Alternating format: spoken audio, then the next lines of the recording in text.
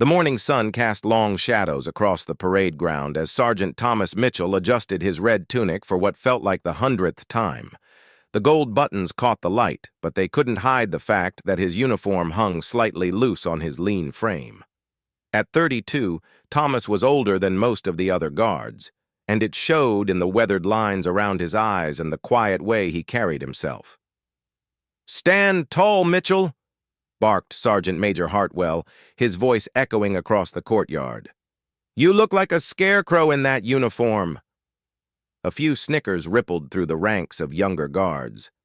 Thomas kept his eyes forward, his jaw tight. This was nothing new. For the past 6 months, since joining the Queen's Guard, he had endured constant criticism during their daily drills.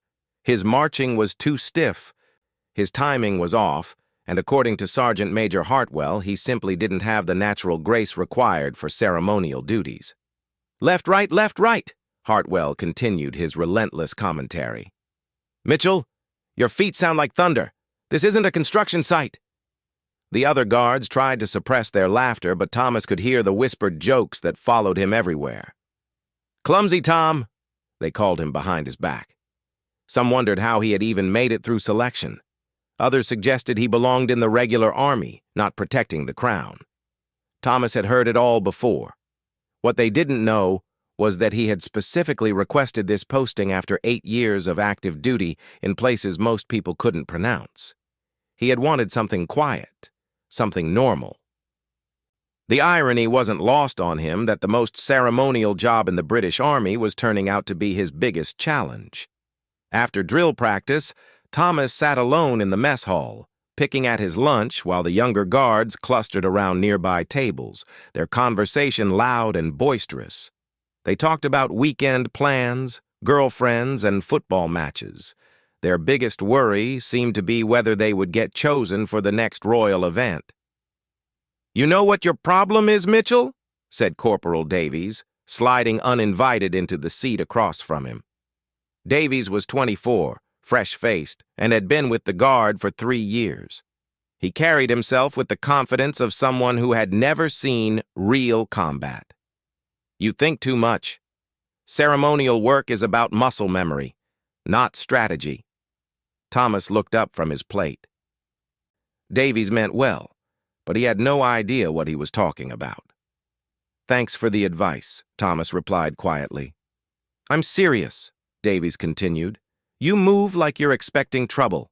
This isn't Afghanistan or Iraq, it's just marching back and forth, looking impressive for tourists and dignitaries." Thomas nodded and returned to his meal. Davies was right about one thing. This wasn't Afghanistan. In Afghanistan, Thomas had been known by a different reputation entirely. But that was a lifetime ago, and he had no intention of sharing those stories with anyone here. The afternoon brought more of the same. During weapons inspection, Thomas's rifle was deemed acceptable but uninspiring. During formation practice, he was criticized for being half a second behind on the turn commands. By the time evening came, Thomas felt the familiar weight of isolation that had driven him to seek out this quiet posting in the first place. Walking back to his quarters, Thomas passed a group of guards gathered around a newspaper. The headline caught his eye: "Terror threat level raised." The article mentioned increased security concerns and the possibility of enhanced protection for royal events. "Lot of good that'll do," one of the guards was saying. "Half these ceremonial weapons probably don't even fire properly anymore." "What would you know about it?" another replied. "When's the last time you fired anything more dangerous than a water pistol?" Thomas kept walking. They were young, enthusiastic, and completely unprepared for the reality of what a real threat would look like, but that wasn't his problem anymore. He had done his time in the real war zones. Now he just wanted to march back and forth, look presentable, and collect his pension when the time came. His quarters were small but comfortable. A single room with a narrow bed, a desk, and a small wardrobe. On the desk sat a single framed photograph, Thomas in combat gear, standing with 3 other soldiers in front of a helicopter. The photo was from his last deployment, and looking at it now felt like looking at a different person entirely. He had kept in touch with only one person from his old unit, Sarah Chen, who now worked for military intelligence. She had called him just last week, curious about his new posting. "The Queen's Guard?" she had laughed. "Tom, you were the best long-range marksman in the regiment. What are you doing playing dress-up for tourists?" "Living quietly," he had replied. "Some of us don't need the adrenaline anymore." "You were never in it for the adrenaline," Sarah had said, her voice growing serious. "You were in it because you were good at keeping people alive." Thomas had ended the call shortly after that. Sarah understood him better than most, which made her observations particularly uncomfortable. She was right. He had been good at keeping people alive, but he had also been very good at making sure the right people didn't stay alive, and that was a skill he hoped never to use again. The next morning brought a special announcement. The Queen would be hosting a state dinner the following week, and security would be heightened due to recent intelligence reports. Extra guards would be posted, and everyone would need to be at their absolute best. "This is what we train for, gentlemen," Sergeant Major Hartwell announced to the assembled guards.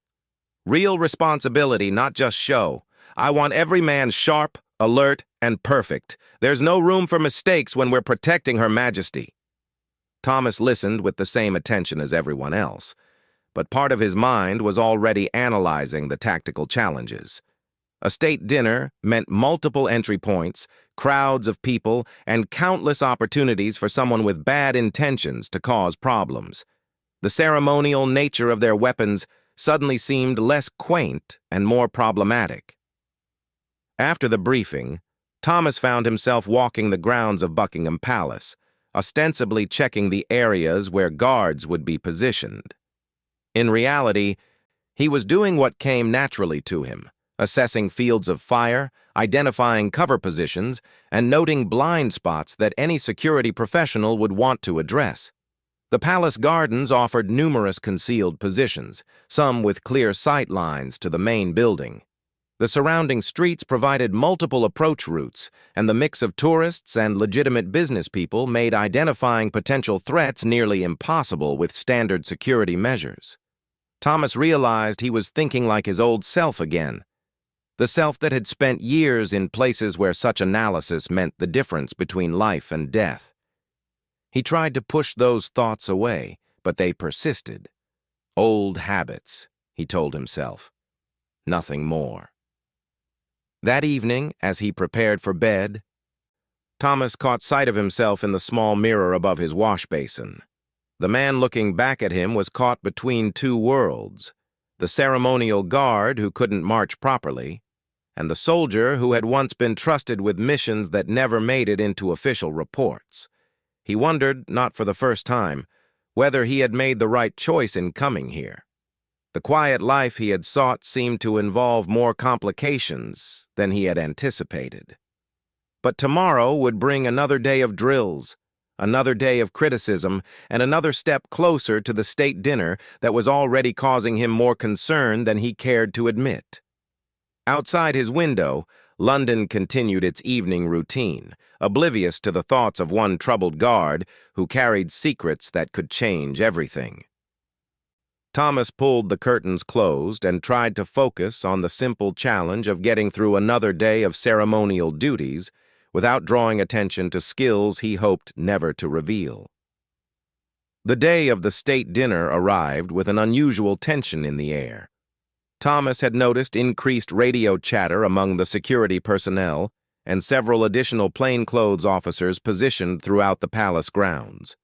Something had changed since the initial briefing, but the ceremonial guards hadn't been informed of any new developments. "Looking sharp today, Mitchell," Corporal Davies commented as they took their positions. "Maybe you'll finally get through a whole event without embarrassing the regiment." Thomas nodded politely, but his attention was elsewhere. Years of training had taught him to read the subtle signs that others missed. The way the security coordinator kept checking his earpiece, the tension in the shoulders of the plainclothes officers, the slight changes in patrol patterns. Something was wrong. The guests began arriving at 6 o'clock. Diplomats, dignitaries, and foreign officials stepped from their cars in evening dress, their security details scanning the crowd with professional efficiency.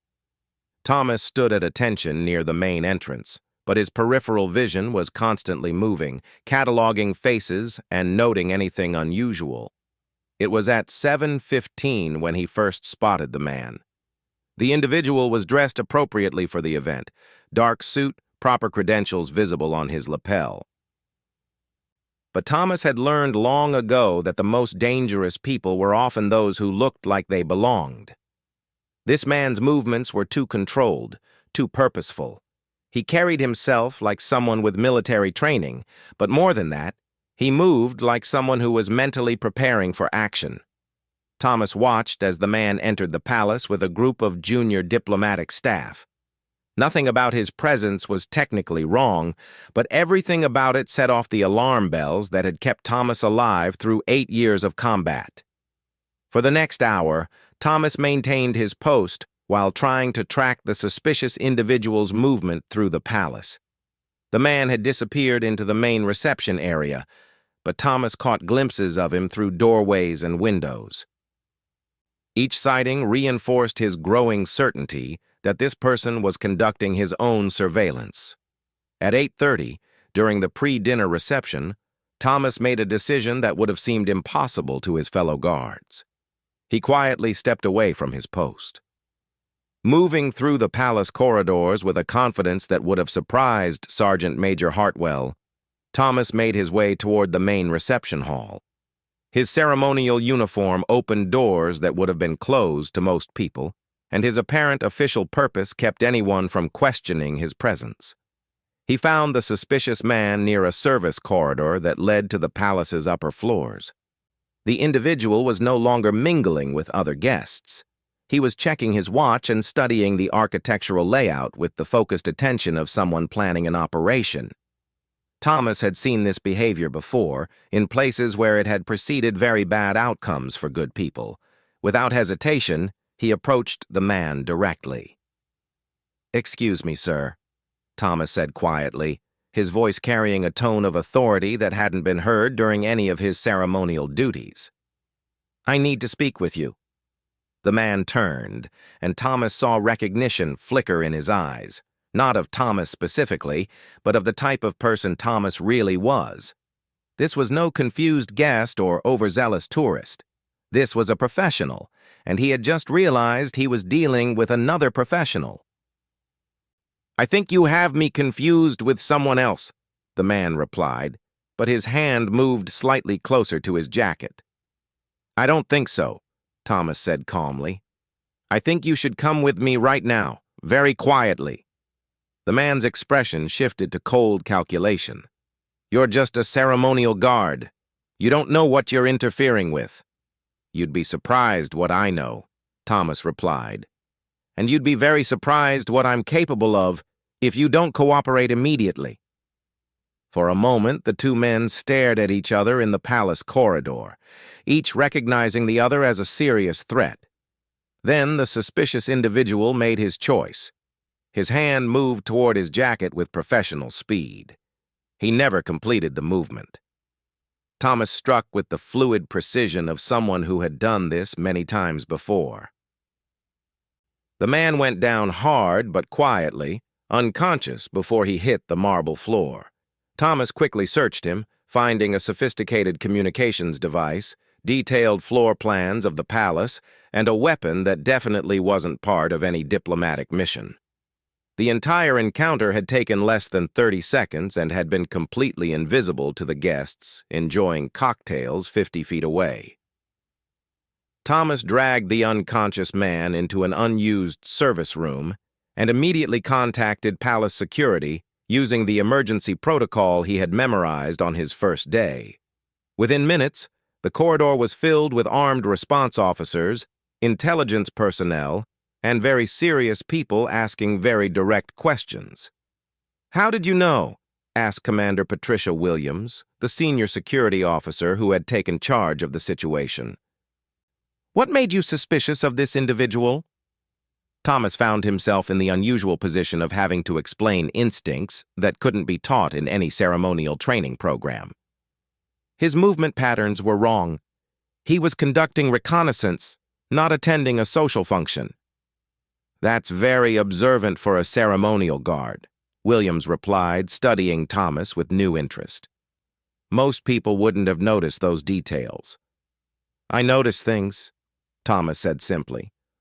What followed was a rapid investigation that revealed the unconscious man was part of a larger terrorist cell that had been planning an attack during the state dinner. His communications device contained evidence of coordination with external accomplices, and his weapon was loaded with ammunition designed to cause maximum casualties in a crowded room. By 9 o'clock, additional suspects had been arrested across London, and the immediate threat had been neutralized. The state dinner proceeded as planned, with most of the guests completely unaware of how close they had come to disaster. Thomas returned to his post as if nothing had happened, but everything had changed. Word of his actions spread quickly through the security community, though the details were kept classified. The other ceremonial guards noticed that Thomas was suddenly being treated with unusual respect by senior officers, but they had no idea why. Sergeant Major Hartwell approached him near the end of the evening, his usual critical demeanor replaced by puzzled curiosity. "Mitchell, I just received some interesting reports about your activities tonight. Care to explain how you identified a terrorist threat that trained intelligence officers missed?" Thomas maintained his usual quiet composure. "I just happened to be in the right place at the right time, sir." "That's not what I hear," Hartwell replied. "I hear you handled yourself like someone with considerable experience in these matters." "I pay attention to details, sir. That's all." Hartwell studied him for a long moment. "There's more to you than meets the eye, isn't there, Mitchell?" "I'm just a ceremonial guard, sir. Nothing more." But even as he said it, Thomas knew that his careful anonymity was beginning to crumble. Too many people had seen him in action, and too many questions were being asked. The quiet life he had sought was proving to be more complicated than any battlefield he had ever faced. After the guests departed and the palace returned to its normal security posture, Thomas walked the empty corridors, where just hours earlier he had prevented a catastrophe. The other guards were celebrating what they saw as a successful evening, unaware that their success had depended on skills that had nothing to do with ceremonial precision. Thomas had wanted to leave his past behind, but tonight had proven that some skills could never be completely abandoned. The question now was whether he could continue to hide his true capabilities, or whether the events of this evening had started a chain reaction that would eventually reveal everything he had worked so hard to conceal. In his quarters that night, Thomas stared at the photograph of his old unit and wondered if he had made the right choice in stepping forward. The terrorist had been stopped, lives had been saved, and the crown had been protected. But in doing so, Thomas had opened a door that might be impossible to close again. The phone rang just after midnight. It was Sarah Chen from Military Intelligence. "I heard there was some excitement at your new job tonight," she said without preamble. "News travels fast," Thomas replied, "especially when someone who's supposed to be a ceremonial guard suddenly starts acting like the deadliest sniper the SAS ever produced." Thomas was quiet for a long moment. "That person doesn't exist anymore." "Really?" Sarah laughed softly. "Because from what I hear, he just saved the Queen's life." The weeks following the state dinner brought changes that Thomas couldn't ignore. The other guards treated him differently now, though they still didn't know the full story. Sergeant Major Hartwell's criticism had stopped entirely, replaced by a respectful distance that somehow felt worse than the constant complaints. Most unsettling of all, Thomas had been quietly transferred to special assignments that had nothing to do with ceremonial duties. "You're wasted on parade duty," Commander Williams told him during a private meeting in her office. "We need people with your skills in more active roles." Thomas sat uncomfortably in the chair across from her desk. The office was filled with commendations and photographs that spoke to a career spent in serious security work. "I'm happy with my current assignment, ma'am." "No, you're not," Williams replied firmly. "And more importantly, your country needs you to be more than happy. That terrorist cell had 3 other active members we haven't located yet. They're still out there, and they're still planning something." She slid a classified folder across the desk. "This is what we know so far. The man you stopped was just the advanced scout. The real operation is still coming, and we believe it's going to be bigger than what we disrupted." Thomas looked at the folder but didn't touch it. "With respect, ma'am, I'm not qualified for intelligence work. I'm a ceremonial guard." Williams leaned back in her chair and studied him with the expression of someone who had read his complete military record. "Sergeant Mitchell, in the past week I've received calls from 3 different military intelligence agencies asking about you. Your former commanding officer described you as the most naturally gifted marksman and tactical analyst he'd ever worked with. The director of Special Forces suggested that losing you to ceremonial duty was a waste of national resources." "That was a long time ago," Thomas said quietly. "6 months is not a long time," Williams replied. "And according to your psychological evaluation, you left active duty not because you weren't effective, but because you were too effective. The report suggests you needed distance from combat operations for personal reasons, not professional ones." Thomas felt the familiar weight of memories he had been trying to avoid. The folder on the desk seemed to pulse with the promise of returning to a world he had deliberately left behind. "I chose this assignment because I wanted something different." "The choice may not be yours anymore," Williams said gently. "Sometimes circumstances choose for us." That evening, Thomas walked the London streets, trying to clear his head. The city around him continued its normal rhythm, but he found himself automatically noting security vulnerabilities and potential threat vectors. Old habits were reasserting themselves whether he wanted them to or not. His phone buzzed with a text message from an unknown number. "We know who you are now." Thomas stopped walking. He looked around the busy street, scanning faces and shadows with renewed intensity. Someone had found him, but whether they were friend or enemy remained to be seen. The phone rang immediately. This time it wasn't Sarah Chen. "Sergeant Mitchell," said a voice he recognized from briefings years ago. "This is Colonel Harrison, SAS Command. I think we need to talk." "Sir, I'm no longer under your command," Thomas replied carefully. "Actually, you are," Harrison said. "Your transfer to ceremonial duty was temporary assignment, not permanent discharge. You're still active SAS, and I'm recalling you to operational status effective immediately." Thomas felt the ground shifting beneath him. "That wasn't the agreement when I requested the transfer." "The agreement was that you could have quiet duty as long as no one needed your specific skills," Harrison explained. "Unfortunately, someone does.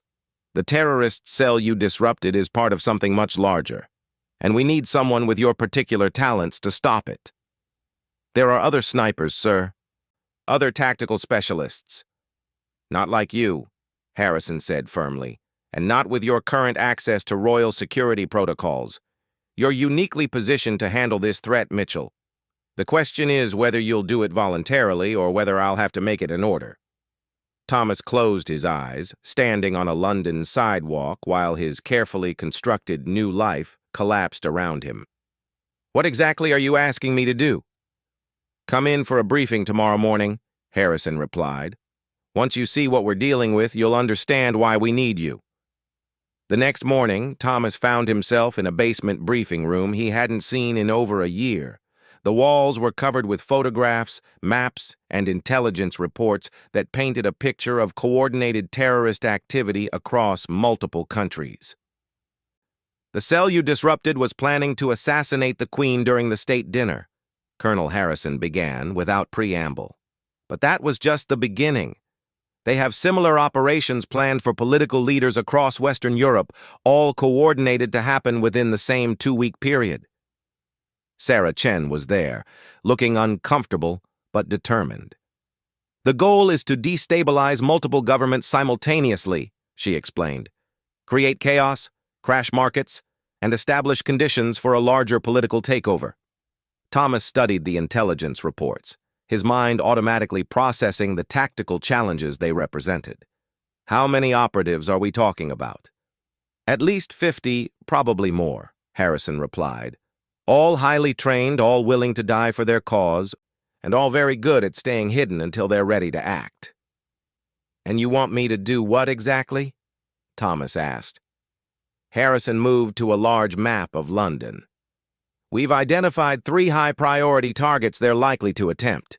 The Queen is obviously primary, but they're also targeting the Prime Minister and several foreign dignitaries who will be visiting over the next month. Standard security can protect against conventional threats, but these people are professionals." "You need someone who can stop them from a distance," Thomas said, understanding dawning in his voice. "We need someone who can stop them permanently," Harrison corrected. "This isn't about arrests or interrogation. These people have proven they're willing to kill innocent civilians to achieve their goals. The only way to protect their intended victims is to eliminate the threat entirely." Thomas stared at the map, seeing not just geographical locations, but potential fields of fire, concealment positions, and approach routes. His mind was already calculating angles and distances, despite his conscious desire to stay uninvolved. "I know this isn't what you wanted," Sarah said quietly, "but you're the only person we have who can do this job." "There's something else," Harrison added. "Our intelligence suggests they know about your involvement in stopping their advance scout. You're already a target, Mitchell. The only question is whether you're going to be a passive target or an active threat to their operation." Thomas felt the weight of inevitability settling on his shoulders. He had sought quiet anonymity, but his actions at the palace had made him visible to exactly the wrong people. Running away was no longer an option, and standing still would only make him an easier target. "What's the timeline?" he asked. "First attempt is expected within 72 hours, Harrison replied. "We have intelligence suggesting they're accelerating their schedule because of the disruption you caused." Thomas looked around the room at people who had once been his colleagues and friends. They were asking him to return to a role he had deliberately abandoned, to use skills he had hoped never to need again. But the alternative was to allow innocent people to die while he tried to maintain a fiction that he was just a ceremonial guard. "I'll need complete operational autonomy," Thomas said finally. "No oversight, no second-guessing, and no questions about methods." "Done," Harrison replied immediately. "And when this is over, I want a genuine discharge. No more temporary assignments or recalls to active duty. I want out completely." "If that's what you want, yes." Thomas stood up from the briefing table, already feeling the familiar mental shift that came with accepting a mission. The uncertainty and conflict of the past weeks was replaced by the cold clarity of purpose that had once made him one of the most effective soldiers in the British military. "Give me the files," he said. "All of them. I'll need 48 hours to prepare." As he left the briefing room with a stack of classified documents, Thomas caught sight of himself in a hallway mirror. The man looking back at him was no longer the awkward ceremonial guard who couldn't march properly. This was someone else entirely, someone he had hoped never to see again. The other guards back at the palace noticed his absence, but assumed he was on some kind of special assignment. They had no idea that their clumsy colleague was spending his time studying terrorist cells and calculating optimal shooting positions across London. Sergeant Major Hartwell approached him when he returned to quarters that evening. "Mitchell, I owe you an apology," the older man said simply. "I've been told enough to understand that I badly misjudged you." Thomas looked at him with tired eyes. "You didn't misjudge anything, sir. You saw exactly what I wanted you to see." "And what you wanted us to see wasn't who you really are." "No," Thomas replied quietly, "but it was who I was trying to become." That night, Thomas laid out his equipment for the first time in months. The precision rifle that had been stored in a locked case, the optical equipment that could resolve targets at impossible distances, and the tactical gear that transformed him from a person into a weapon system. Everything was exactly as he had left it, waiting for the day he hoped would never come.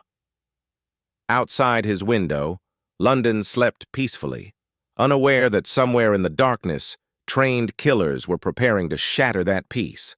And somewhere else in that same darkness, the man they had dismissed as a clumsy ceremonial guard was preparing to stop them. The quiet life Thomas Mitchell had sought was over.